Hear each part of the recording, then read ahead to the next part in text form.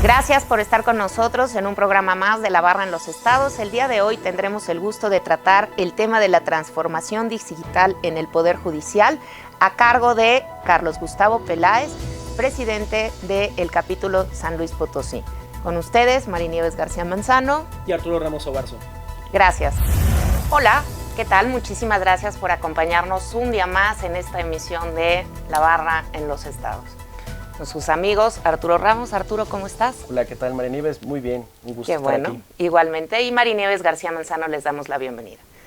El día de hoy tenemos el gusto de conectarnos hasta San Luis Potosí. Vamos a platicar el día de hoy con Carlos Gustavo Peláez Barrera, que es el presidente del capítulo San Luis Potosí, y vamos a tratar un tema súper interesante que es la transformación digital en el Poder Judicial. ¿Cómo estás, Carlos? Qué gusto saludarte. ¿Qué tal, Marinieves? ¿Cómo estás? Muy bien, muchísimas gracias por acompañarnos el día de hoy, muchísimas gracias por formar parte de este programa. Y bueno, pues antes de empezar a platicar, yo quería presentar un poquito a Carlos. Carlos es obviamente abogado postulante, él es egresado de la Autónoma de San Luis Potosí, con testimonio de desempeño académico satisfactorio a nivel nacional en el examen general de egreso de la licenciatura de Derecho. Tiene una maestría también en Derecho Corporativo por la ANAHUAC. Fue pasante de Derecho en el despacho Barrera y Ordóñez, especializado en las áreas agrario, litigio civil y mercantil, corporativo, administrativo, fiscal. Fue auxiliar de Secretaría en el Supremo Tribunal de Justicia del Estado de San Luis Potosí y en mayo de 2004 decidió fundar la firma Peláez, Barrera y Asociados, de la cual es director general. Carlos, cuéntanos un poco, ¿cómo ha sido tu desempeño? ¿Cómo te has sentido como presidente del capítulo San Luis? ¿Qué estás haciendo en el capítulo? Cuéntanos un poquito cómo vas. Muchas gracias, Marinieves, por la presentación y por la invitación. Muy contento de estar aquí con ustedes el día de hoy. Bueno, fíjate que ha sido todo un reto ahora con lo de la pandemia. Nos cambió, digamos que el plan de trabajo que traíamos, lo tuvimos que modificar, sobre todo precisamente por lo que comentas de la transformación digital, ¿no? Actualmente somos 83 barristas. Estos 83 barristas, anteriormente no teníamos lo que era pues, una comunicación tan rápida, ¿no? Tan eficiente como ahora, que nos ha obligado, insisto, la pandemia. Tenemos un chat que están súper participativos todos los días, a todas horas se arman los debates muy interesantes. Nos hemos organizado también digitalmente por comisiones, con las materias principales, las ramas del derecho civil, en ella incluimos familiar y mercantil, también el área laboral, el área penal, el área administrativa, incluimos fiscal. Quisimos nada más, digamos que estas áreas que son las que más se ven aquí en el capítulo, ¿no? Ya especialmente ya algunas materias que ustedes ven en Ciudad de México todavía no las tenemos muy vigentes aquí en San Luis, entonces quisimos las más importantes y las que más, con las que más podemos aportar a los abogados postulantes. Hemos organizado diversos seminarios, estamos por iniciar un diplomado. Uno de los seminarios que hicimos fue precisamente de transformación digital.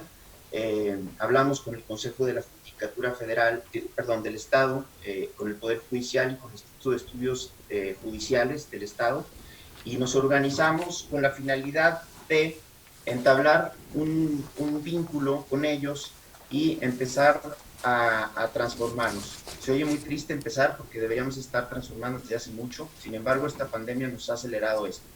Este seminario fue, digamos, el inicio de un proyecto con el Poder Judicial en donde ya lo terminamos, sin embargo ya estamos en unas mesas de trabajo con la finalidad de mejorar el sistema de administración de justicia digital y las cuestiones y procesos internos, que también es una cosa muy importante. Tenemos convenios de colaboración ya acordados por firmar uno de estos con la Universidad Autónoma de San Luis Potosí para contribuir en la mejor formación de abogados. Cuéntanos un poco más al respecto de esto que están haciendo. Me parece muy interesante. De las sesiones, sí. Me parece muy interesante todo esto de estar participando tan directamente con la universidad. Creo que es, bueno, pues como Barra, uno de nuestros grandes objetivos siempre es la educación continua. Claro. Mira, te platico. Uno de nuestros barristas lo nombraron coordinador de la materia de Derecho Privado precisamente en el posgrado de la facultad, y platicamos y dijimos, oye, ¿por qué no hacemos algo para que no nada más aportemos a los barristas, sino que también hagamos estudiantes de derecho profesionales, ¿no? Y es ahí donde estamos con el convenio de colaboración. La intención es no nada más, este posgrado no nada más va a tener maestros de la propia facultad contratados, sino que también vamos a participar los barristas, y por supuesto que no barristas nada más del capítulo, sino que se les hará la invitación a todos los barristas a nivel nacional, con la finalidad de aportarles sobre todo temas prácticos a los estudiantes, porque salimos de la carrera, pues todos nos platican la teoría, pero la práctica a la hora de por ejemplo, algo un tema que no sabemos, ¿no? Cómo cobrar un asunto, por ejemplo. Claro, claro. Ese tipo de materias es la que... Llenar un Excel, ¿no? Que luego a los abogados nos cuesta muchísimo trabajo los números, y yo la verdad es que me da mucha risa que luego el tema, uno de los grandes problemas que se tienen en los despachos es precisamente la administración financiera, porque nadie nos dio una clase de administración. Entonces, verdaderamente es una bronca después cuando te enfrentas al mundo real de cómo cobrar y de cómo llevar contablemente y administrativamente un despacho. Así es. Ese es el objetivo de estar ya trabajando con la universidad. Insisto, es para formar a los estudiantes en esas áreas que no tocan normalmente en la universidad, como la que acabas de mencionar. Muchísimo, muy bien. Y Carlos Gustavo, un poco entrando en el tema de la justicia digital, ¿cuál ha sido el avance en el Poder Judicial local? Hemos visto a nivel federal, pues el Tribunal Electoral, el Consejo, la Corte han emitido acuerdos para llevar a cabo este tipo de juicios en línea. ¿Cuál es el avance? ¿Cuál es el aspecto novedoso que estarían realizando en San Luis Potosí? ¿Te parece bien? Perdóname, Arturo, si vamos a un corte y volvemos en un minutito más, por favor. Nos quedan 30 segundos. Entonces, nos das un segundo, Caco, por favor, y regresamos con esta pregunta súper interesante para poder entrar ya directamente en la materia que nos ocupa el día de hoy. Gracias, Caco. Un momento más, estamos con ustedes.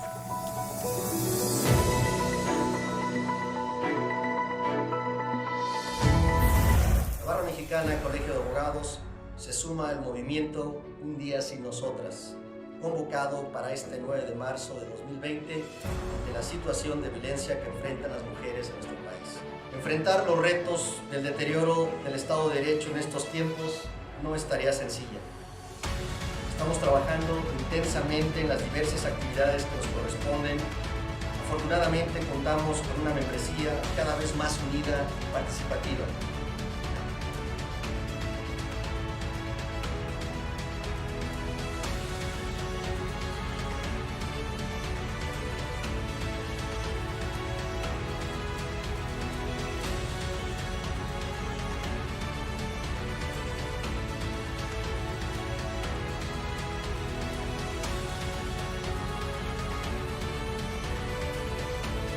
Esperamos que esta acción contribuya a la reflexión para provocar un cambio que erradique la violencia hacia las mujeres.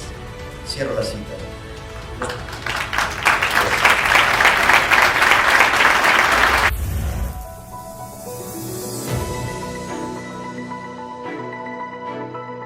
Gracias por continuar con nosotros. En el bloque anterior nos quedamos con una pregunta muy interesante que estabas haciendo tú, Arturo. Por favor, si quieres repetir un poquito de qué estábamos hablando para que Caco nos pueda ayudar a contestar. Desde luego, María Nieves, muchas gracias. Pues queríamos un poco hacer este planteamiento, dado que ha habido avances a nivel federal sobre temas de justicia digital, llevar los juicios en línea. Poco quisiéramos preguntarte, Carlos Gustavo, ¿cuál es el avance en San Luis Potosí? Es decir, ¿qué avances, qué juicios se han llevado, qué acciones del Poder Judicial? Mencionabas al Consejo de la Judicatura. ¿Cuál es tu perspectiva de este tema? Mira, creo que sí hay un gran avance y lo estamos iniciando nosotros los barristas en cuanto a ya estar en la mesa de trabajo de ellos con la finalidad de hacer un traje a la medida, tanto en el sistema de administración de justicia como, insisto, en el tema de la transformación digital, que no es lo mismo, y ahorita más adelante, si me lo permiten entrar en el tema, no es lo mismo transformarse digitalmente que digitalizar. Y esa es la parte complicada con los poderes judiciales y bueno, con los despachos también, ¿no? Como abogados postulantes. Nosotros creemos que automatizar todo y digitalizar todo ya es transformarnos digitalmente y no es así. Menos en los poderes judiciales. En el tema de los poderes judiciales es que la transformación digital deben de transformarse sus procesos internos para ir al justiciable. ¿Sí? Desafortunadamente, sí hay avance, afortunadamente hay avance, desafortunadamente creo que el sistema que tenemos en el Estado le falta mucho. En cuanto a la transformación digital estamos en ceros porque los jueces no quieren transformarse, están muy renuentes. Hay jueces incluso ya de edad avanzada que les cuesta incluso trabajo aprender una computadora. Entonces, pues está complejo, ¿no? Muy complejo. Y en cuanto a al sistema que tenemos, nada más es una digitalización de expedientes que en realidad tampoco está digitalizado todo el expediente, entonces te hacen ir al juzgado. Lo que a mí me pareció increíble es que tuvieron tiempo para organizar este tema y no abrir juzgados y que parezca otra vez plaza comercial en domingo, ¿no? Claro, claro, eso es, sí, por supuesto, por supuesto. Pero es difícil la transformación, ¿no? Yo creo que independientemente del tema estrictamente judicial, pues a todos nos ha costado mucho trabajo, desde este tema de los Zooms, ¿no? Que se nos va la señal, que tenemos problemas, que no logramos conectarnos, que una app es distinta de la otra. Me puedo imaginar que si eso sucede en una empresa en la cual, digamos que pues la gente está acostumbrada, digamos que a batallar en cierta manera con la tecnología, pues ¿qué puede suceder en el Poder Judicial que a lo mejor pudiera haber estado muchísimo más atrasado? Me imagino que los cuellos de botella que se tienen que ir presentando a través de este proceso de digitalización, que como bien lo dices, va más allá de escanear un expediente, debe de ser complicado, ¿no? Siempre estos procesos tienen que ser grandes. ¿Han visto ustedes en esta experiencia que están teniendo con el Poder Judicial en este seminario, tienen contemplado como hacia dónde podrían darse estos cuellos de botella? Sí, mira, primero lo que teníamos que hacer es eso, un equipo, ¿no? Y plantearnos un plan de trabajo. Y en eso estamos ahora, precisamente para atacar esos cuellos de botella. La transformación digital tiene dos temas, ¿sí? Acuérdate, es la integración de la tecnología digital, como ya platicamos, en todas las áreas de una empresa, de un despacho, en este caso del Poder Judicial. Esta tecnología digital debe estar encaminada fundamentalmente a la forma en que opera y brinda valor a sus usuarios, ¿sí? Esa es la parte más importante. Además de esto, no olvidemos algo también, no menos importante, que es, supone un cambio cultural que requiere que los integrantes de las organizaciones, en este caso del Poder Judicial, ¿sí?, deben desafiar constantemente el status quo. Ya no es lo mismo después de la pandemia, ¿sí? Ya no es lo mismo. De hecho, debimos de haber empezado mucho antes, ¿no? Yo estaba impresionado hace 15 años, por ejemplo, con el sistema que tenía Querétaro. Incluso Ciudad de México no tenía así, ¿no? Era impresionante que ya en esas fechas ya podíamos nosotros revisar el expediente digitalmente desde nuestros despachos. Claro, en aquel tiempo pues pagábamos una cuota al mes, pero no importaba, ¿no? O sea, podías perfectamente estar en tu oficina, que es la intención de la transformación digital. Querétaro, por ejemplo, se empezó a transformar desde esa fecha, ¿sí? Y nosotros en el estado de San Luis Potosí empezamos a transformarnos digitalmente a partir de la pandemia, y no nada más nosotros, muchos estados de la República. Sí, de hecho también hay otros estados, estuve escuchando también en el estado de Jalisco, por ejemplo, que también tienen todo un tema ahorita de esta transformación digital, y bueno, pues cada entidad federativa lo irá llevando al paso, ¿no?, que corresponda, ¿verdad, Arturo? Sí. Así es. Nosotros estamos presionando mucho para tener la firma electrónica aquí en el Poder Judicial, que es el siguiente paso, porque no la tenemos. Con esta firma electrónica, pues ya vamos a poder nosotros presentar demandas, presentar todas las promociones, y realmente creo que ahí puede haber un interesante cambio. Aquí me gustaría preguntarte algo que me parece que va a estar totalmente relacionado. Cuando hablas de presentar expedientes de manera virtual, me imagino que esto también va a tener que ver con una eliminación de la corrupción, ¿no? En cierto sentido, digo, cuando tú no tienes el contacto directo con el secretario del juzgado, con el juez, etcétera, cuando todo es en línea, ¿no hay también un proceso de mejora en la corrupción? Sí, precisamente, fíjate, acabas de tocar un punto bien importante, porque es parte de la transformación que te comento. O sea, si nosotros digitalizamos, automatizamos, hacemos todo este tema y nos aprovechamos de los medios tecnológicos para cambiar, transformamos internamente. Una de la transformación precisamente es esto, la corrupción. Otra de la transformación sería, pues, la eficiencia, ¿no? Con la que se harían las cosas. Bueno, hay una N cantidad de transformaciones que podemos hacer de manera interna. La transformación física, que en realidad viene siendo la transformación digital, ¿sí? ¿Por qué? Porque es la transformación interna de procesos, ¿sí? En donde, como tú dices, se acaba un poco la corrupción, o se acaba la corrupción, ¿sí? Hay más eficiencia, pero de la mano con todos los sistemas y todo el tema digital y medios tecnológicos que tenemos a nuestro alcance. ¿Tienen algún estimado de tiempos? O sea, ¿de cuánto tiempo? ¿Hay algún cronograma de qué va pasando? ¿Cómo lo tienen pensado dentro del Estado en lo que has podido tú participar? ¿Y alguno de los resultados de este seminario está relacionado con tiempos? Sí, la intención es, en estos 2 años que nos toca a nosotros estar como titulares del capítulo, queremos concluir con la primera etapa. ¿Qué es la primera etapa? Bueno, el sistema de administración de justicia que funcione perfectamente, que los expedientes al 100% estén digitalizados, que los puedas consultar desde tu oficina, que no falte ninguna constancia de los mismos y sobre todo, bueno, el tema de la firma electrónica que ahora el año que entra empezaría en enero, es la fecha que tenemos, que nos hemos fijado para empezar el 2021 con todo esto de los expedientes y de los juicios en línea. Y pues al estar nuestra gestión, pues estaríamos haciendo pruebas, ¿no?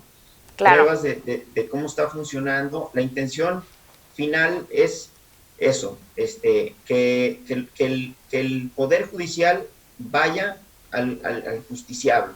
Y pues eso nos hemos propuesto en este año que entra, que tendríamos que concluir. Muy bien, Carlos. Volvemos en un momento más para seguir platicando con todos ustedes respecto a la transformación del Poder Judicial en San Luis Potosí.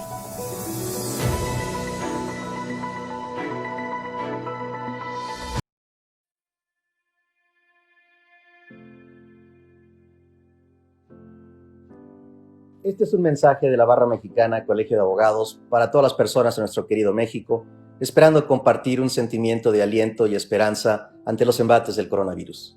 Este mensaje se presenta por conducto de 5 miembros del Consejo Directivo, 5 coordinadores de comisiones y 5 presidentes de capítulos, con paridad de género. La emergencia sanitaria nos afecta ahora más que nunca, y es por ello que te invitamos a fortalecer la unión, la tolerancia con tus seres queridos y con la sociedad en general. Erradiquemos la violencia en el hogar y procuremos una sana convivencia en casa, así como en las relaciones de trabajo. Hacemos votos para que la solidaridad y el altruismo surjan en los corazones de todos aquellos que tienen el privilegio de poder ayudar. Médicos, enfermeras y demás personal de salud cumplen con su deber de cuidarnos a pesar de los riesgos que ello implica. Correspondamos, por favor, a ese cuidado con respeto y agradecimiento que se merecen. Si bien la pandemia está agravando la situación económica del país, te invitamos a hacer un esfuerzo de civilidad, honestidad y sobre todo de buena fe para que podamos llevar a buen puerto los acuerdos que afectan nuestra capacidad de cumplimiento y que impactan la economía familiar. En la medida de lo posible, mantengamos las fuentes de trabajo y la mayor cantidad de trabajadores que requieren las familias. Como dice Jalil Gibran, por muy larga que sea la tormenta, el sol siempre vuelve a brillar. Mantengamos viva la esperanza y cumplamos con las medidas sanitarias para evitar contagios. Debemos dejar de lado nuestras diferencias y unirnos en torno a un mismo objetivo común: superar esta emergencia sanitaria. No permitamos que los discursos y las expresiones de odio o discriminación nos dividan. Ahora más que nunca, la solidaridad, la empatía y la honestidad nos deben fortalecer. México es un gran país, con un pueblo extraordinario que no se vence con las adversidades.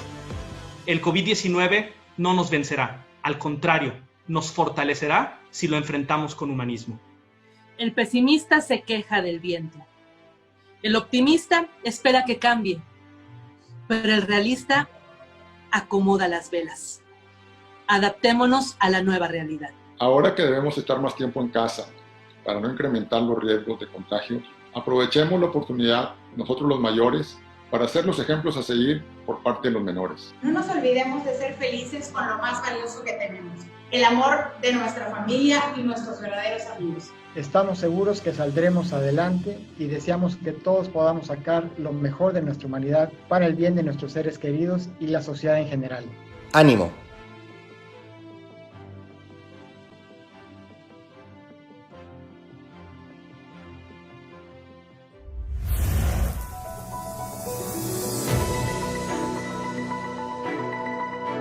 Estamos de vuelta con Carlos Gustavo y quisiéramos un poco ahora abordar el tema de los problemas que eventualmente pueden generar la tecnología. Hemos visto que en países como Brasil o Chile empiezan a utilizar WhatsApp para hacer notificaciones en juicio y en ese sentido hay quien está a favor porque facilita la comunicación, pero al mismo tiempo hay quien pone en peligro el debido proceso. ¿Cuál sería tu visión, Carlos Gustavo, en ese sentido de que pues tal vez al facilitar la comunicación pues se hace complicada en ese sentido cuidar del debido proceso? ¿Cuál sería tu postura? Creo que ese tema acabas de dar un tema muy importante. Ahí va, yo creo que hablamos de la confianza, ¿no? Que es ahí donde tenemos que cambiar las mentalidades del Poder Judicial. Y ahí viene lo que platicábamos hace rato, la situación de la corrupción. No tienen la culpa los medios tecnológicos. Por ejemplo, en Inglaterra, ¿sí? Lo que hacen, el emplazamiento lo hace el abogado postulante, ni siquiera va el actuario, pero creen en el abogado y tienen confianza en el abogado. El código de ética ahí en Inglaterra es durísimo, por supuesto que todos los abogados lo respetan, ¿no? Entonces, vamos, es esa parte de la transformación de que estamos hablando, que tenemos que cambiar la mentalidad nosotros para poder utilizar los medios tecnológicos de manera correcta, porque ¿por qué no notificar vía WhatsApp? Sí, lo que pasa es que aquí no hay confianza, ¿no? Y hay un tema de corrupción. Entonces, esa parte es la que tenemos que combatir. Claro, entonces no es solamente pues un tema de tecnología, ¿no? Es todo un tema de cambio de mentalidad, porque sí, o sea, ahorita que decían, ¿no? Comentaban una notificación por WhatsApp, sí me parece que sí, vaya, ojalá que pudiéramos llegar pronto a un sistema con esas características de eficiencia, pero pues veo muy complicado, ¿no? O sea, el factor que dices, el factor confianza, el factor lo que siempre llamamos de certeza, ¿no? Y de seguridad. Me parece que puede ser muy complicado llegar hasta allá, pero es muy interesante, la verdad. Creo que puede eficientar mucho los procesos. Claro que sí. Y la tarea de nosotros es eso, ¿no? La tarea de nosotros es precisamente estar ayudando al Poder Judicial y también educando de alguna manera a los postulantes para que sigan utilizando los medios tecnológicos, pero que sobre todo sí sean personas en donde que estén agremiados a un colegio, que respeten un código de ética, etcétera. Y así vamos a ir caminando en la transformación digital. De lo contrario, pues, se va a entorpecer. Es que una notificación por WhatsApp o una notificación como la conocemos ahora, pues es simplemente dar a conocer un documento o un emplazamiento, dar a conocer una demanda. ¿Por qué no hacerlo de esa manera? Oye, te vengo a dar a conocer la demanda. Tenemos la confianza de que el abogado postulante que cumple un código de ética ya hizo el emplazamiento y nosotros vamos a decirle al juez, ya hice este emplazamiento, ya se hizo esta notificación. O el propio juzgado, la notificación por correo electrónico que ya la está implementando, ¿no? No por WhatsApp todavía, pero sí por correo electrónico. Hijo, todo lo que ayuda, en realidad, personal, bueno, ya no vas a necesitar el actuario que se te desplace, que te pongas de acuerdo con el actuario, que ahí viene el tema de la corrupción, etcétera, no, ya todo eso se va a desaparecer. ¿Por qué? Porque el juzgado va a hacer la notificación de manera personal la notificación vía electrónica, y tiene la misma certeza que una notificación, pero ahí viene el tema de confianza del que estábamos hablando. Y es que esto pasa mucho. En esta transformación digital tenemos Sí, perdón. No, adelante, Carlos, te escuchamos.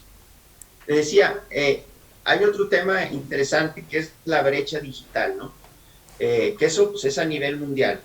La brecha digital la define el diccionario de Oxford como la distancia entre aquellos que tienen un acceso a computadoras e internet frente a aquellos que no lo tienen, ¿sí? Y en México creo que tenemos otro problema, la usabilidad de las tecnologías. Porque hay gente que, como dije ahorita lo del juez, hay gente que no está acostumbrada ni siquiera a usar computadoras. Y eso es muy fuerte, ¿no? Y la brecha digital, a pesar de que se ha combatido a nivel mundial desde el 2011, en que Frank Leroux entregó un documento a la Asamblea General en donde él funda que este acceso a Internet y esta accesibilidad a los medios tecnológicos debe ser un derecho humano, ¿sí? Cosa que sucede, bueno, empieza ahí un movimiento desde el 2011. Este movimiento está sustentado ya en países que tenían ya como derecho humano este tema. Ellos empiezan a transformarse digitalmente desde entonces. Estonia desde el 2000, Francia en el 2009, Costa Rica en el 2010, Finlandia también en el 2009. Ellos ya tenían como un derecho fundamental lo que es este acceso a Internet y a los medios tecnológicos. Y que eso, pues nosotros, aunque constitucionalmente ya lo tenemos, ¿sí? Desde que estuvo el presidente Enrique Peña Nieto, se hizo la reforma del artículo 6 constitucional, y tenemos nosotros este movimiento que se llama la teoría fundamentalista digital.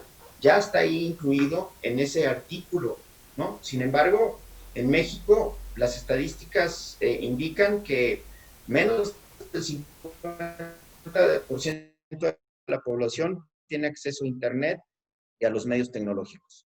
Entonces, pues tenemos un gran reto por combatir, ¿no? Sí, definitivamente es todo un tema. ¿Cómo podríamos hablar de transformación digital dentro de un poder, de un país, cuando estamos hablando de que al mismo tiempo ahora con este tema de los colegios, nos vamos dando, de los colegios que son en línea, nos vamos dando cuenta de manera muy clara y fehaciente cómo en las zonas rurales, ¿no?, de muchos estados de la República Mexicana ni siquiera hay acceso a computadoras, no hay acceso a Internet. Podríamos ir pensando, ¿no?, que digamos que hay que ir resolviendo las cosas paralelamente, ¿no?, y que será muy complicado que podamos llegar a tener una verdadera transformación del Poder Judicial hacia este proceso de justicia digital, si no resolvemos también muchas brechas tecnológicas que tenemos en nuestro país. Me parece excelente, muy, muy, muy interesante el esfuerzo que están haciendo desde el capítulo de San Luis, Carlos. La verdad es que ha sido fantástico poder platicar contigo de este tema. A mí me gustaría aprovechar para reiterarte la invitación para que más adelante nos puedas volver a acompañar con algún otro tema que pudiera ser de interés del Estado y que nos sigas platicando cómo va el capítulo, qué es lo que estás haciendo y que podamos continuar con esta charla más adelante, Arturo. Sí, efectivamente, estamos convencidos de que este programa tiene que ser la manera de vincularnos con los estados, la barra, con la serie de problemas que no solo se circunscriben a un estado, sino que tienen una repercusión en todo el país. Entonces estaremos muy deseosos de seguir escuchando y conversando. Este tema no se acaba y continúa, por supuesto. Muchísimas gracias, Carlos. Carlos, muchísimas gracias. Gracias por acompañarnos el día de hoy y pues hasta pronto. Muchas gracias por la invitación. Gracias, Carlos. Hasta pronto. Pues este ha sido su programa La Barra en los Estados, esperando encontrar una nueva manera de discutir los temas del Estado. Y pues nos vamos, María Nieves. Gracias, Arturo. Gracias, Carlos. Y gracias a todos.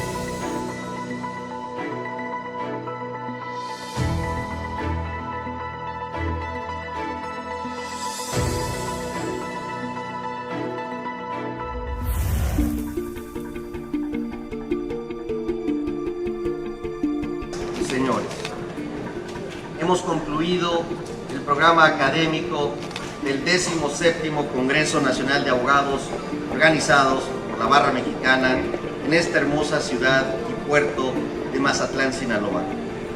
Este exitoso congreso fue posible gracias al arduo trabajo de muchas personas. Agradezco en primer lugar el decidido apoyo que nos dio el gobierno del Estado, quien amablemente nos ofreció esta cena. Este congreso fue muy exitoso gracias a la participación de todos. Juntos coadyuvamos a un mejor futuro de la abogacía, del Estado de Derecho con justicia y democracia y del desarrollo sostenible.